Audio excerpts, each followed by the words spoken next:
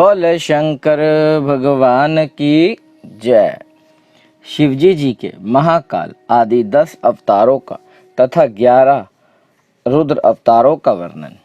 तदनंतरन यक्षेश्वर अवतार की बात कहकर नंदीश्वर ने कहा, मुने, अब शंकर जी के उपासना कांड द्वारा सेवित महाकाल आदि 10 अवतारों का वर्णन भक्ति पूर्वक श्रवण करो।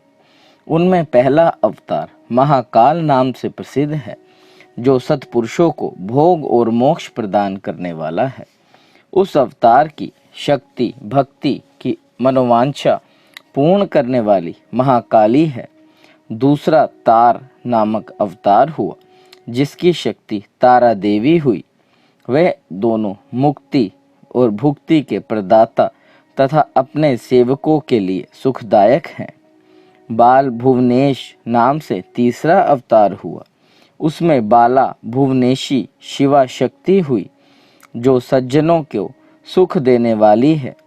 चौथा भक्तों के लिए सुखद तथा भोग मोक्ष प्रदायक षोडश श्री द्विदेश नामक अवतार हुआ और षोडशी श्री विद्या शिवा उसकी शक्ति हुई।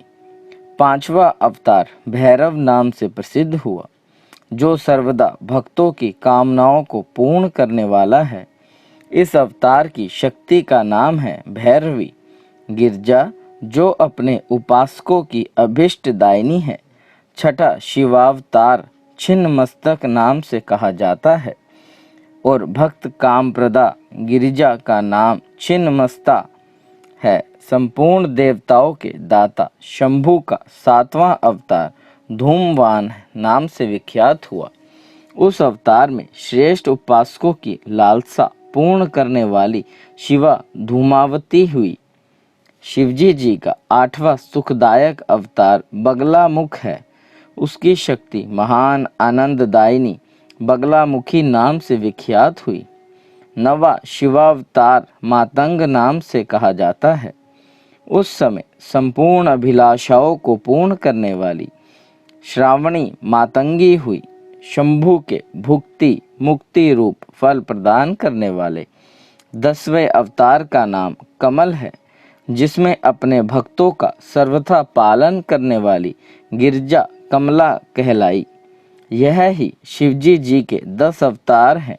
ये सब के सब भक्तों तथा पुरुषों के लिए सुखदायक तथा भोग मोक्ष के प्रदाता हैं।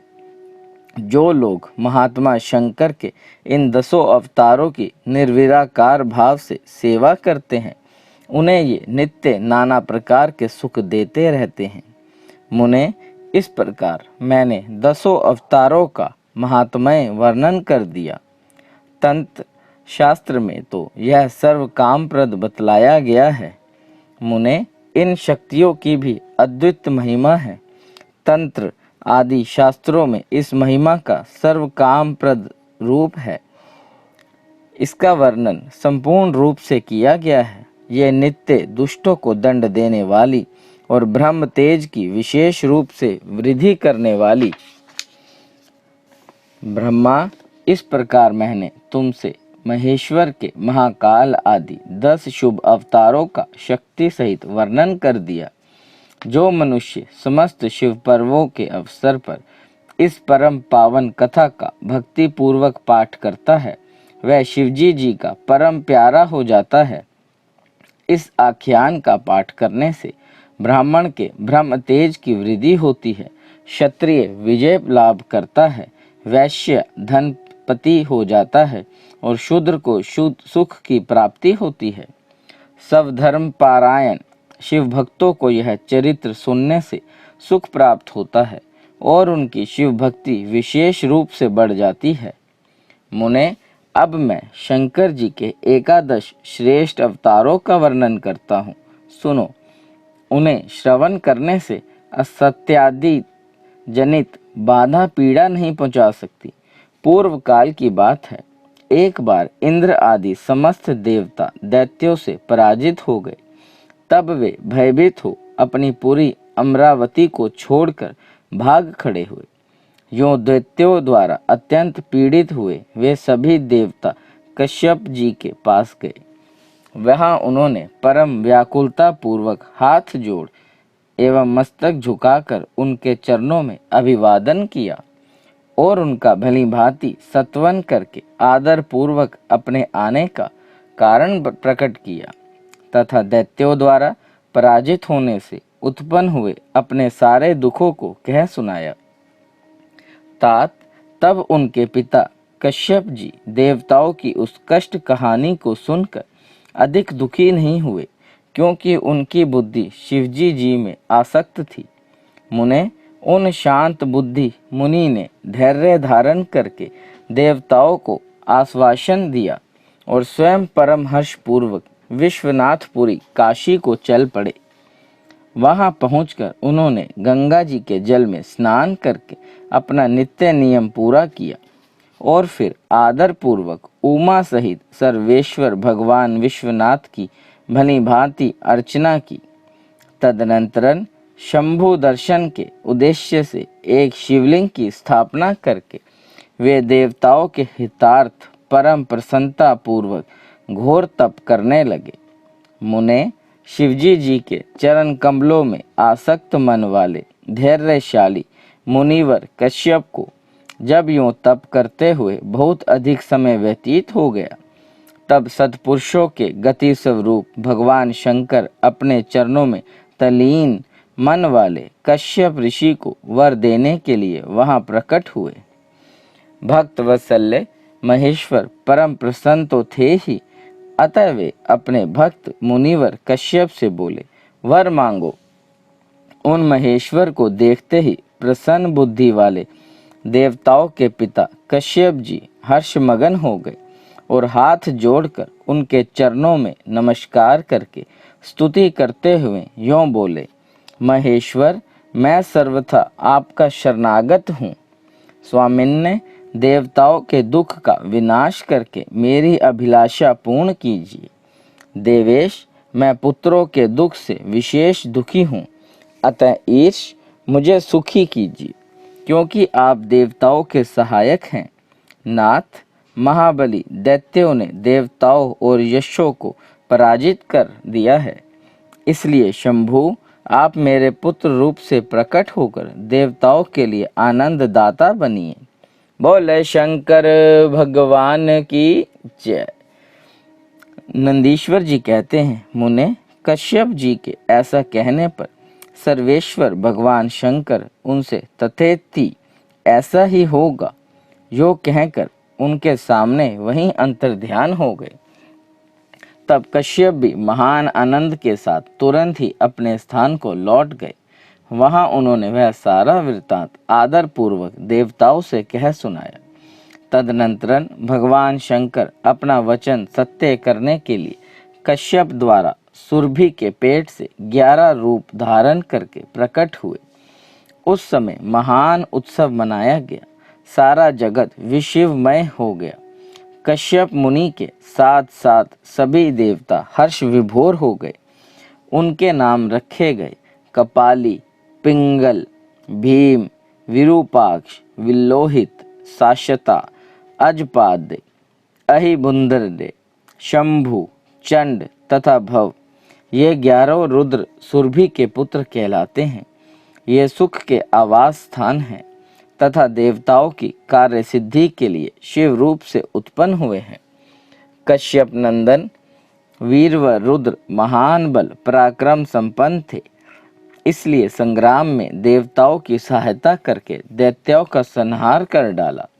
इन्हीं रुद्रों की कृपा से इंद्र आदि देवगण दैत्यों को जीतकर निर्भय हो गए। उनका मन स्वस्थ हो गया और वे अपना अपना राज्य कार्य संभालने लगे। अब भी शिव स्वरूपधारी वे सभी महारुद्र देवताओं की रक्षा के लिए सदा स्वर्ग में विराजमान रहते हैं। तात इस प्रकार मैंने तुमसे शंकर जी के 11 रुद्र अवतारों का वर्णन कर दिया। ये सभी समस्त लोकों को सुख देने वाले हैं। यह निर्मल आख्यान संपूर्ण पापों का विनाशक, धन, यश और आयु का प्रदाता तथा संपूर्ण मनोरथों को पूर्ण करने वाला है। बोले शंकर भगवान की जय। शिवजी जी के दुर्वासा अवतार तथा हनुमद अवतार का वर्णन।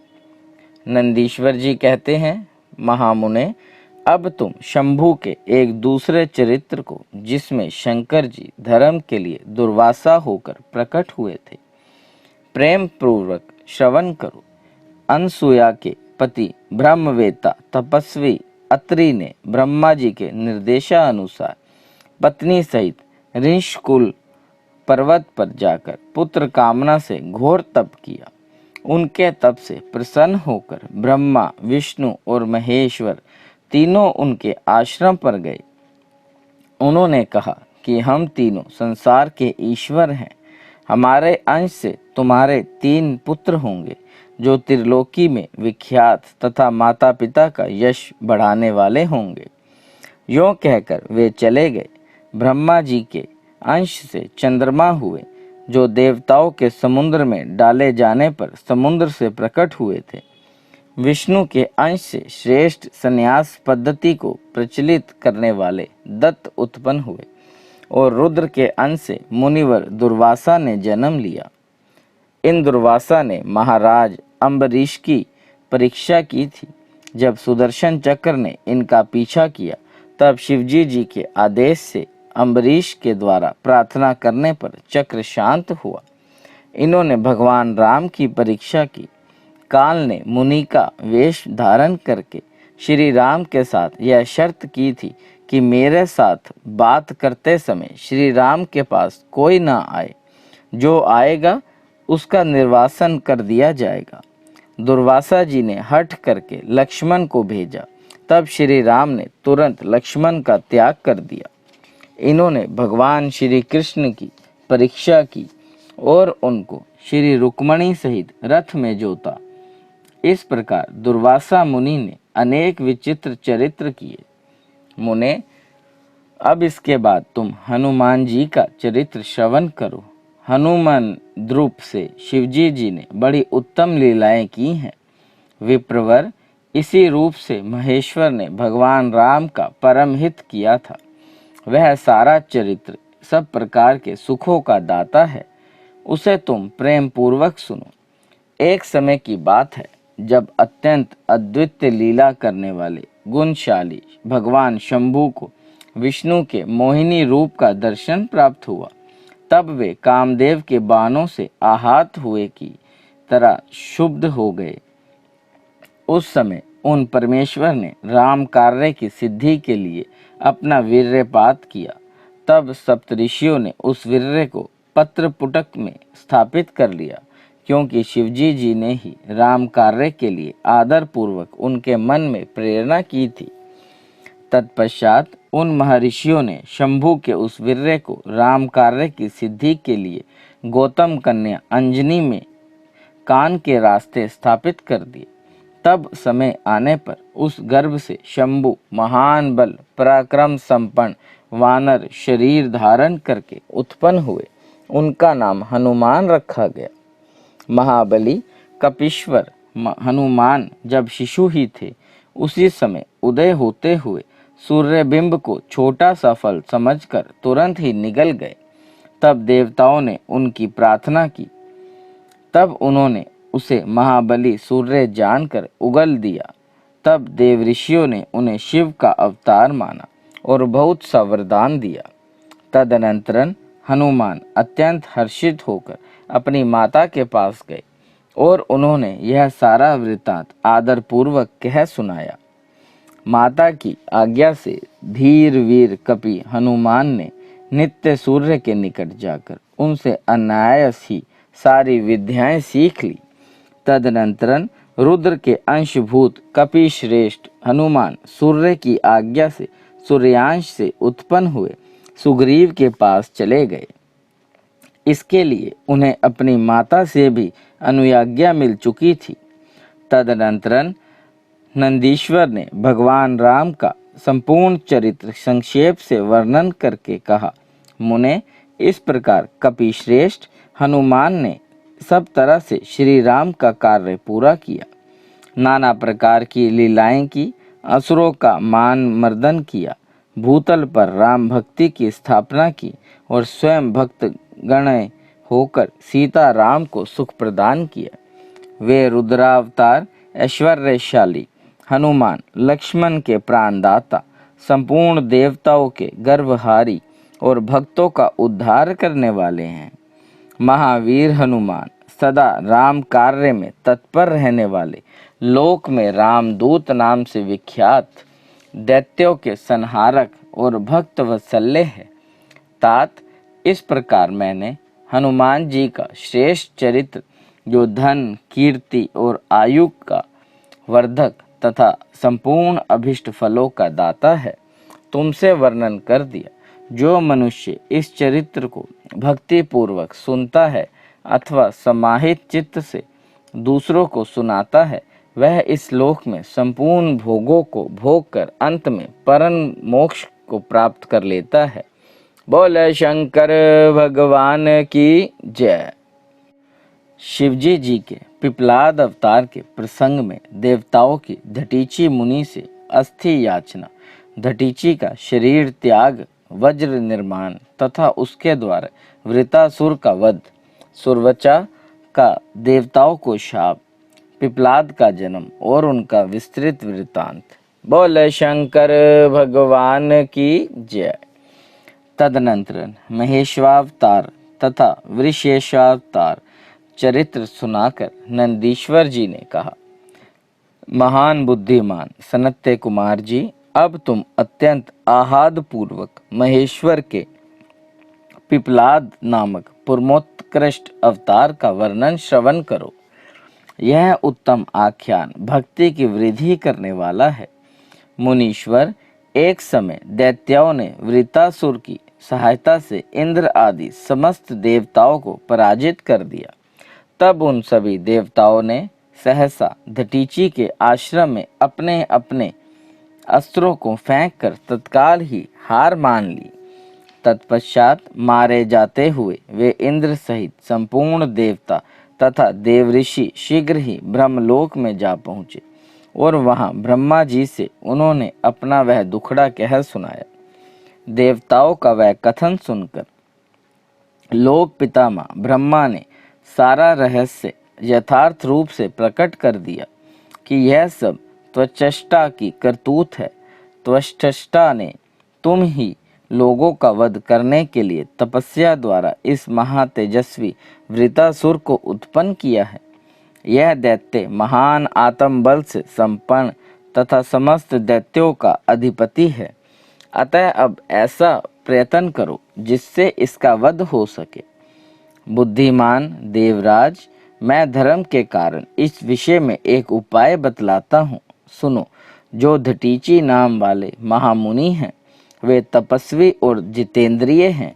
उन्होंने पूर्व काल में शिवजी जी की समाराधना करके वज्र सरीखी अस्थियों हो जाने का वर प्राप्त किया है। अतः तुम लोग उनसे उनकी हड्डियों के लिए याचना करो, वे अवश्य दे देंगे। फिर उन अस्थियों से वज्रदंड का निर्माण करके तुम निश्चय ही उससे वृतासुर को मार डालना। नंदीश्वर जी कहते हैं, मुने, ब्रह्मा का यह वचन सुनकर इंद्र देव गुरु बृहस्पति तथा देवताओं को साथ तुरंत ही ले धटीची ऋषि के उत्तम आश्रम पर आए। वहाँ इंद्र ने सुरवाचा सहित धटीची मुनि का दर्शन किया और आदर पूर्वक हाथ जोड़कर उन्हें नमस्कार किया। फिर देवगुरु बृहस्पति तथा अन्य देवताओं ने भी नम्रता पूर्वक उन्हें सिर झुकाया। धटीची मुनि विद्वानों में श्रेष्ठ तो थे ही, वे तुरंत ही उसके अभिप्राय को ताड़ गए। तब उन्होंने अपनी पत्नी सुरवचा को अपने आश्रम से अन्यत्र भेज दिया। तत्पश्चात देवताओं सहित देवराज इंद्र, जो सर्वार्थ साधन में बड़े दक्ष हैं, अर्थशास्त्र का आश्रय लेकर मुनिवर से बोले।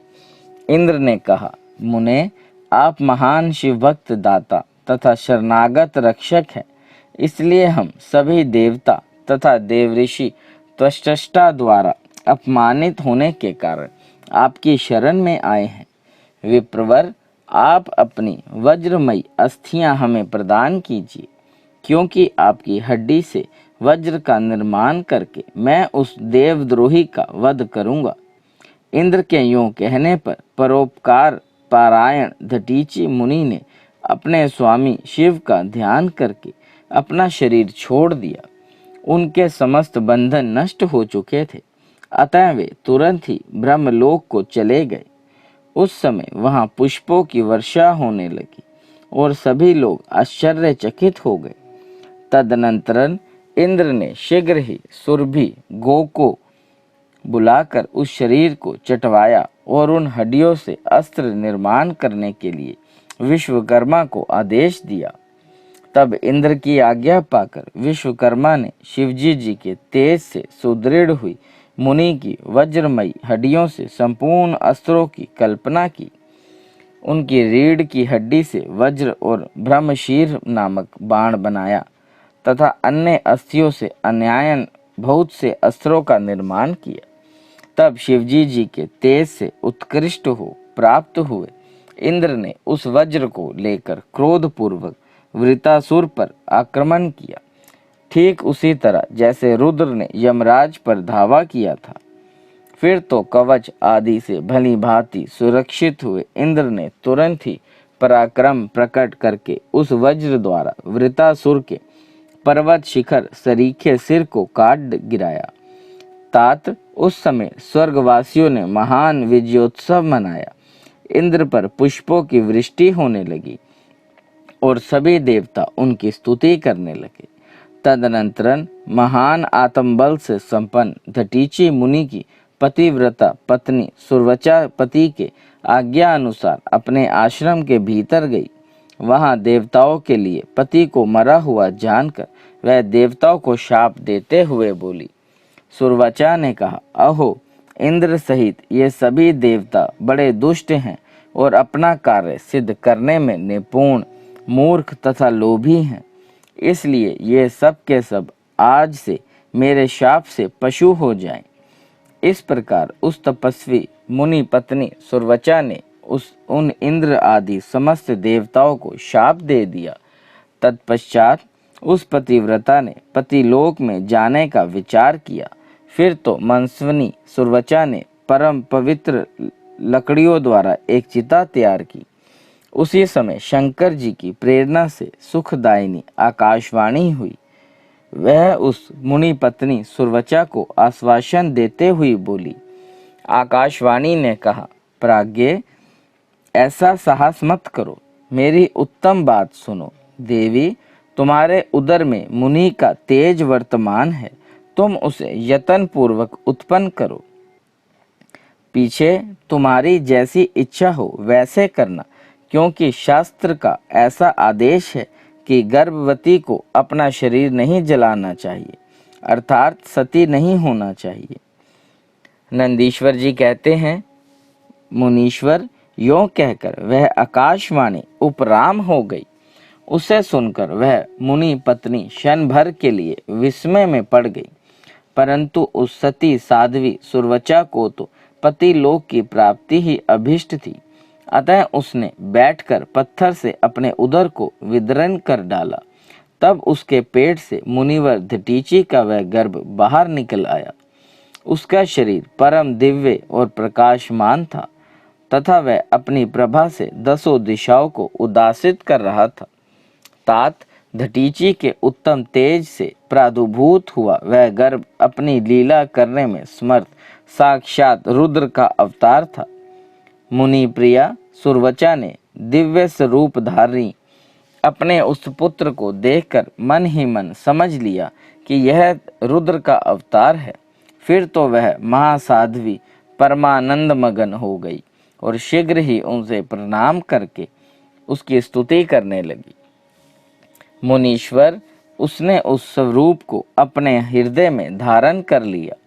तदनंतर पति लोक की कामना वाली विमलेक्षणा माता सुरवचा मुस्कुराकर अपने उस पुत्र से परम स्नेह पूर्वक बोली।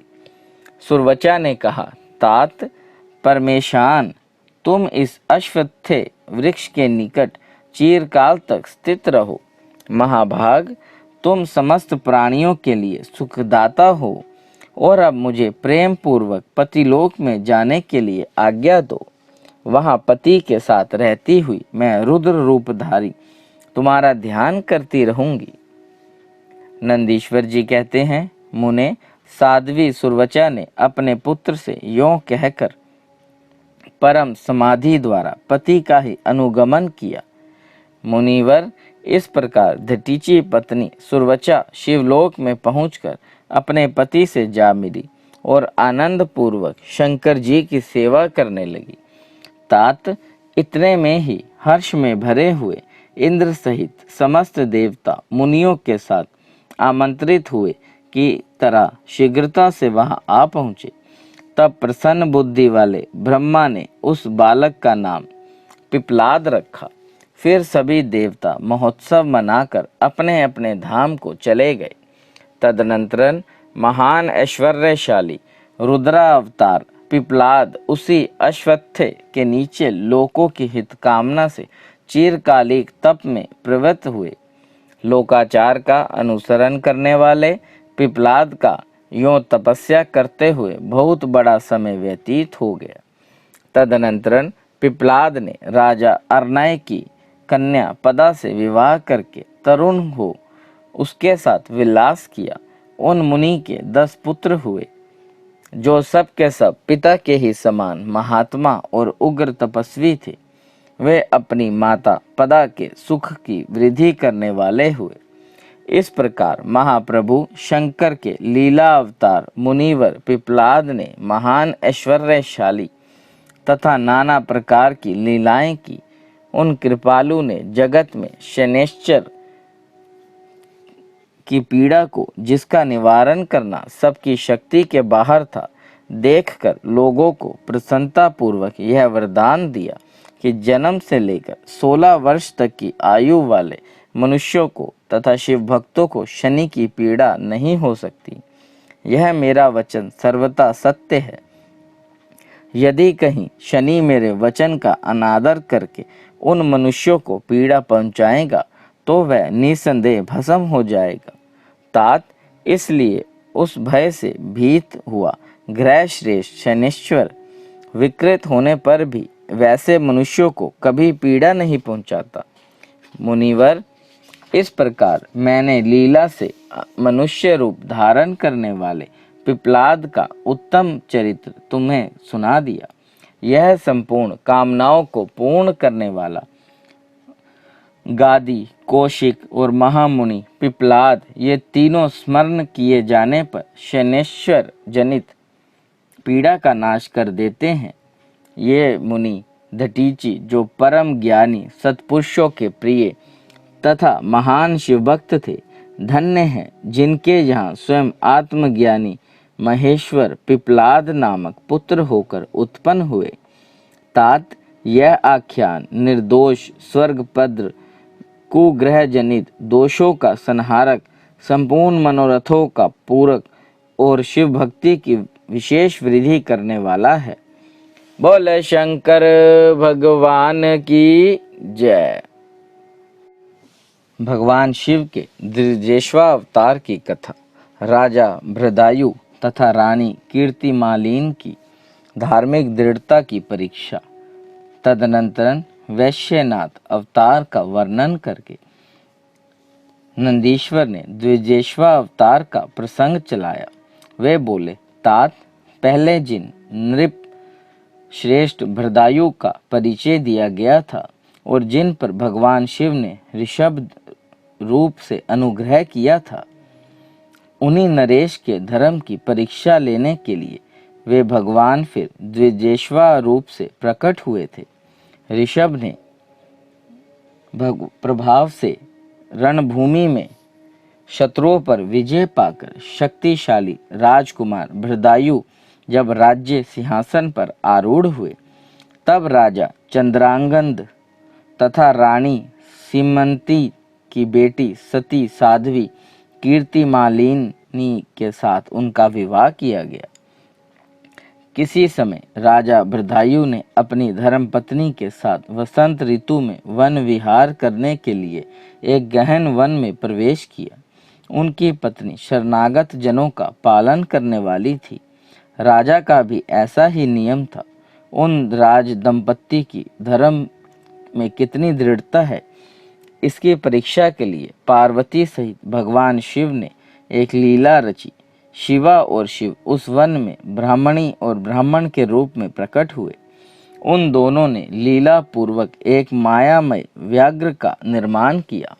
वे दोनों भय से विहल हो व्याघ्र से थोड़ी ही दूर आगे रोते चिल्लाते भागने लगे और व्याघ्र उनका पीछा करने लगा। राजा ने उन्हें इस अवस्था में देखा। वे ब्राह्मण दंपत्ति भी भय से विहल हो महाराज की शरण में गए और इस प्रकार बोले। ब्राह्मण दंपत्ति ने कहा, महाराज हमारी रक्षा कीजिए। वह व्याघ्र हम दोनों को खा जाने के लिए आ रहा है। समस्त प्राणियों को काल के समान भय देने वाला यह हिंसक प्राणी हमें अपना आहार बनाए, इसके पूर्व ही आप हम दोनों को बचा लीजिए। उन दोनों का यह करुण क्रंदन सुनकर महावीर राजा ने ज्यों ही धनुष उठाया त्यों ही वह व्याघ्र उनके निकट आ पहुंचा। उसने ब्राह्मणी को पकड़ लिया। वह बेचारी हाँ नाथ, हाँ नाथ, हाँ प्राण वल्लभ, हाँ शंभु, हाँ जगत गुरु इत्यादि कहकर रोने और विलाप करने लगी। व्याघ्र बड़ा भयानक था। उसने ज्यों ही ब्राह्मणी को अपना ग्रास बनाने की चेष्टा की त्यों ही बृहदायु ने तीखे बाणों से उसके मम्र में आघात किया, परंतु उन बाणों से उस महाबली व्याघ्र को तनिक भी व्यथा नहीं हुई। वह ब्राह्मणी को बलपूर्वक घसीटता हुआ तत्काल दूर निकल गया। अपनी पत्नी को बाघ के पंजे में पड़ी देख ब्राह्मण को बड़ा दुख हुआ और वह बारंबार रोने लगा। देर तक रोकर उसने राजा बृहदायु से कहा, राजन तुम्हारे वे बड़े बड़े अस्त्र कहाँ हैं? दुखियों की रक्षा करने वाला तुम्हारा विशाल धनुष कहाँ है? सुना था तुम में 12,000 बड़े बड़े हाथियों का बल है। वह क्या हुआ? तुम्हारे शंख खड़ग तथा मंत्रास्त्र विद्या से क्या लाभ हुआ? दूसरों को क्षीण होने से बचाना क्षत्रिय का परम धर्म है। धर्मयज्ञ राजा अपने धन और प्राण देकर भी शरण में आए हुए दीन दुखियों की रक्षा करते हैं।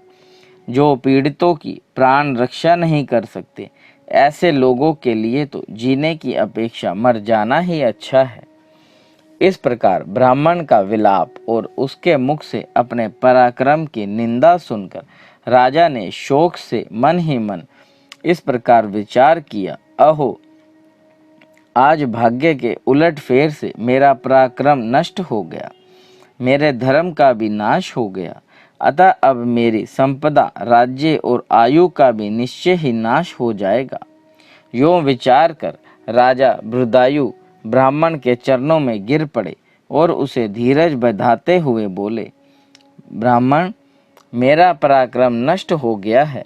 महामते मुझ क्षत्रिय धर्म पर कृपा करके शोक छोड़ दीजिए। मैं आपको मनोवांछित पदार्थ दूंगा। यह राज्य, यह रानी और मेरा यह शरीर सब कुछ आपके अधीन है। बोलिए आप क्या चाहते हैं? ब्राह्मण बोले, राजन अंधे को दर्पण से क्या काम? जो भिक्षा मांगकर जीवन निर्वाह करता हो वह बहुत से घर लेकर क्या करेगा? जो मूर्ख है उसे पुस्तक से क्या काम? और जिसके पास स्त्री नहीं है वह धन लेकर क्या करेगा? मेरी पत्नी चली गई, मैंने कभी काम सुख का उपभोग नहीं किया, अतः काम भोग के लिए आप अपनी इस बड़ी रानी को मुझे दे दीजिए। राजा ने कहा, ब्राह्मण क्या यही तुम्हारा धर्म है? क्या तुम्हें गुरु ने यही उपदेश किया है? क्या तुम नहीं जानते कि पराई स्त्री का स्पर्श स्वर्ग एवं सुयश की हानि करने वाला है? पर स्त्री के उपभोग से जो पाप कमाया जाता है उसे सैकड़ों प्रायश्चितों द्वारा भी धोया नहीं जा सकता। ब्राह्मण बोले, राजन मैं अपनी तपस्या से भयंकर ब्रह्म हत्या और मदिरा पान जैसे पाप का भी नाश कर डालूंगा। फिर पर स्त्री संगम किस गिनती में है? अतः आप अपनी इस भार्या को मुझे अवश्य दे दीजिए, अन्यथा आप निश्चय ही नरक में पड़ेंगे। ब्राह्मण की इस बात पर राजा ने मन ही मन विचार किया कि ब्राह्मण के प्राणों की रक्षा न करने से महापाप होगा, अतः इससे बचने के लिए पत्नी को दे डालना ही श्रेष्ठ है। इस श्रेष्ठ ब्राह्मण को अपनी पत्नी देकर मैं पाप से मुक्त हो शीघ्र ही अग्नि में प्रवेश कर जाऊंगा। मन ही मन ऐसा निश्चय करके राजा ने अग्नि जलाई और ब्राह्मण को बुलाकर उसे अपनी पत्नी को दे दिया। तत्पश्चात स्नान करके पवित्र हो देवताओं को प्रणाम करके उन्होंने अग्नि की 2 बार परिक्रमा की और एकाग्रचित्त होकर भगवान शिव का ध्यान किया। इस प्रकार राजा को अग्नि में गिरने के लिए उदत देख जगतपति भगवान विश्वनाथ सहसा वहां प्रकट हो गए। उनके 5 मुख थे, मस्तक पर चंद्रकला आभूषण का काम दे रही थी, कुछ पीले रंग की जटा लटकी हुई थी। वे कोटि कोटि सूर्यों के समान तेजस्वी थे। हाथों में त्रिशूल, खड्वान, कुठार, ढाल, मृग, अभय, वरद और पिनाक धारण किए बैल की पीठ पर बैठे हुए भगवान नीलकंठ को राजा ने अपने सामने प्रत्यक्ष देखा। उनके दर्शन जनित आनंद से युक्त हो राजा भृदायु ने हाथ जोड़कर स्तवन किया। राजा के स्तुति करने पर पार्वती के साथ प्रसन्न हुए महेश्वर ने कहा, राजन, तुमने किसी अन्य का चिंतन न करके जो सदा सर्वदा मेरा पूजन किया है, तुम्हारी इस भक्ति के कारण और तुम्हारा द्वारा की हुई इस पवित्र स्तुति को सुनकर मैं बहुत प्रसन्न हुआ हूँ। तुम्हारे भक्ति भाव की परीक्षा के लिए मैं स्वयं ब्राह्मण बन के आया था। जिसे व्याघ्र ने ग्रस की लिया था वह ब्राह्मणी और कोई नहीं, गिरिराज नंदिनी उमा देवी ही थी। तुम्हारे बाण मारने से भी जिसके शरीर को चोट नहीं पहुंची वह व्याघ्र माया निर्मित था। तुम्हारे धैर्य को देखने के लिए ही मैंने तुम्हारी पत्नी को मांगा था। इस कीर्ति मालिनी की और तुम्हारी भक्ति से मैं संतुष्ट हूँ। तुम कोई दुर्लभ वर मांग लो, मैं उसे तुम्हें दे दूंगा।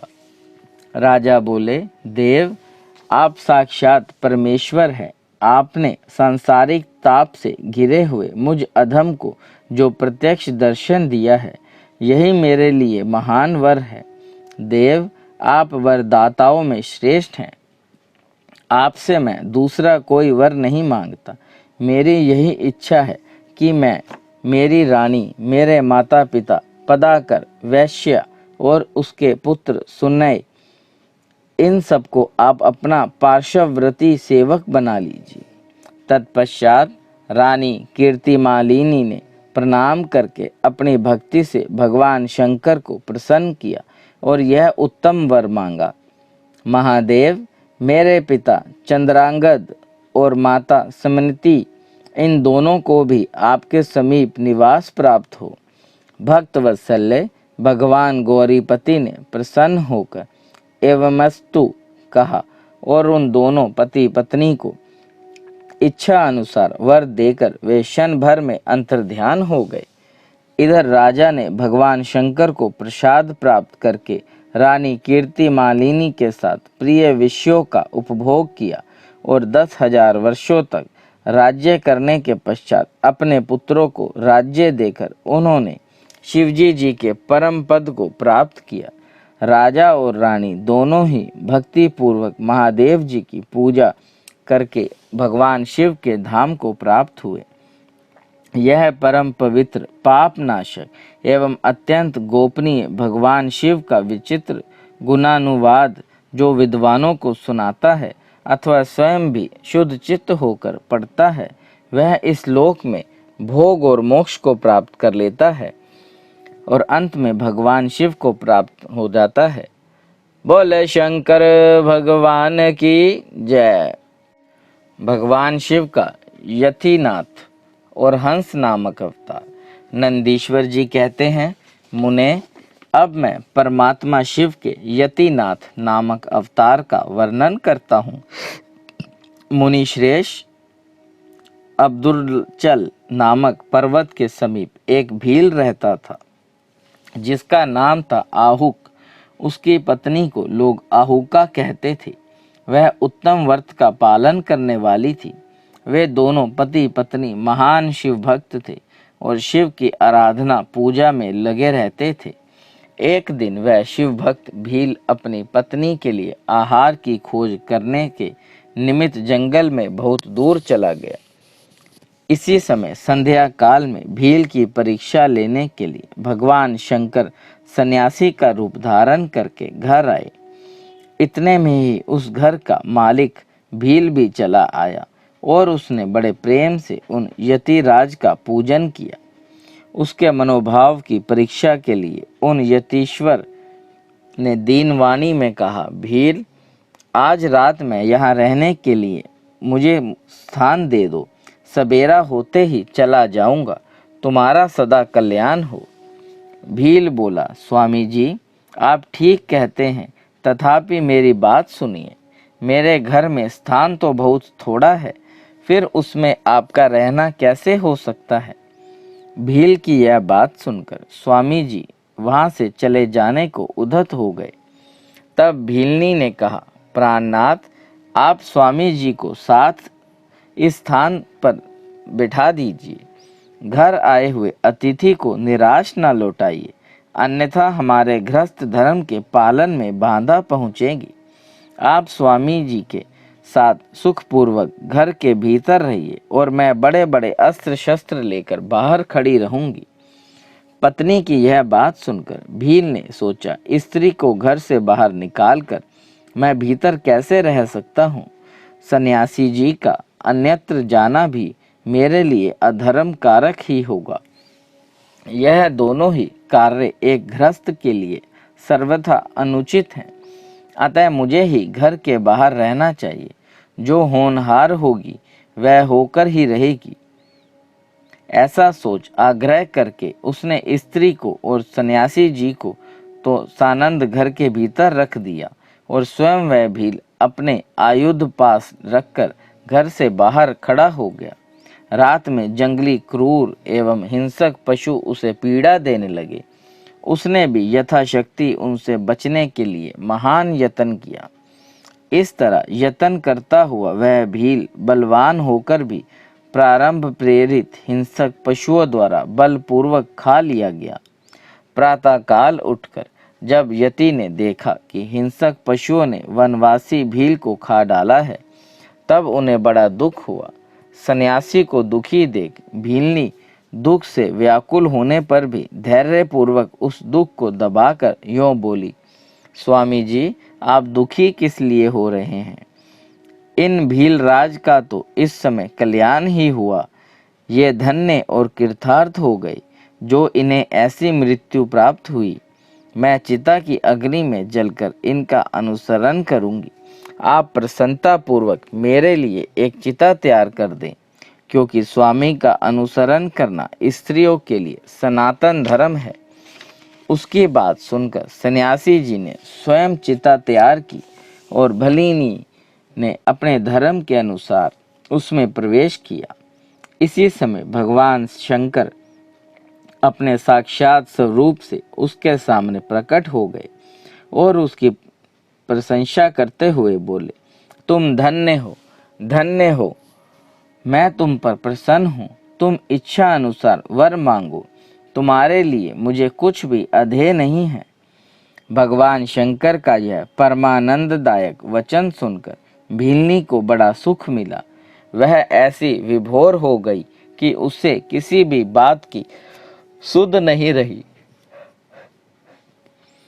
उसकी वह अवस्था को लक्ष्य करके भगवान शंकर और भी प्रसन्न हुए और उसके ना मांगने पर भी उसे वर देते हुए बोले, मेरा जो यति रूप है यह भावी जन्म में हंस रूप से प्रकट होगा और प्रसन्नता पूर्वक तुम दोनों का परस्पर संयोग कराएगा।